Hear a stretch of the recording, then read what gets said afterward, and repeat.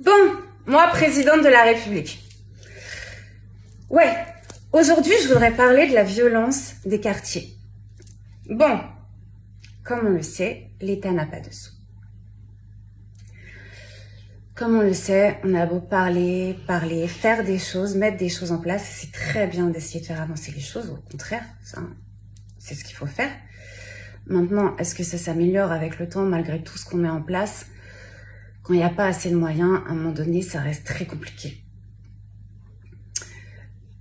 Déjà, faut apprendre le savoir-vivre ensemble, le savoir-vivre ensemble dans les quartiers, déjà reconsidérer déjà les gens dans les quartiers, parce que si on les laisse comme ça, livrés à eux-mêmes, sans les considérer, mais à un moment donné, c'est pas possible, ils deviennent tarés.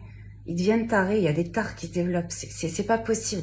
À un moment donné, faire même des ateliers de groupes, de savoir-vivre ensemble, de théâtre, de culture, de débat, de diversité, de prise en compte de l'autre, ça évite l'agressivité, le développement de l'agressivité et de la violence, mais ça se fait depuis le bas âge. Ça se fait depuis le bas âge, et remettre de la joie, même de l'humour, plus de fleurs, plus d'arbres, plus de nature, mais oui, c'est toujours dans le savoir-vivre ensemble, dans la considération, dans l'harmonie, dans le respect et dans la joie qu'on évite de se développer, de faire en sorte que se développe la violence. Là, c'est tout.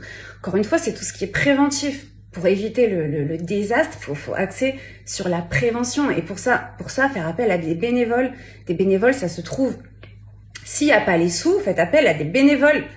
Puis même dans les écoles, hein, c'est pas parce qu'il loupe son théorème de Pythagore du jeudi que la Terre va arrêter de tourner. C'est pas ça. C'est qu'à un moment donné, même dans les écoles, vous faites des pauses savoir-vivre ensemble, théâtre, considération. S'il y en a un au fond de la classe sur la récré qui est seul, professeur, vous avez l'autorisation d'aller le voir et lui dire, même avec vos collègues, qu'est-ce qui se passe? Pourquoi vous êtes seul?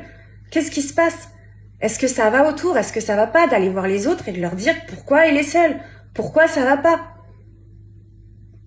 C'est pas juste se contenter d'eux, c'est prendre des initiatives, c'est à un moment donné aller au-delà des limites imposées qui ne servent plus à rien parce qu'on va nulle part. On va nulle part. Donc, à part qu'à chaque nouveau président, on a juste des statistiques qui nous disent, ben voilà.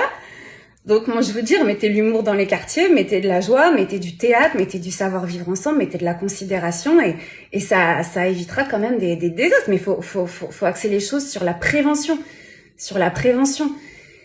Et la reconsidération. Et c'est pareil, et ça c'est valable de partout.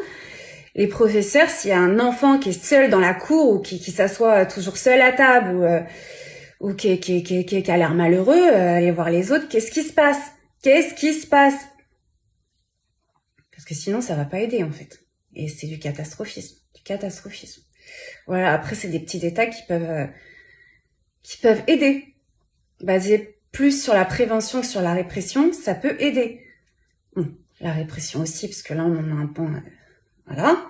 Mais la prévention, ça aide à ce qu'il y ait beaucoup moins de répression quand c'est bien fait.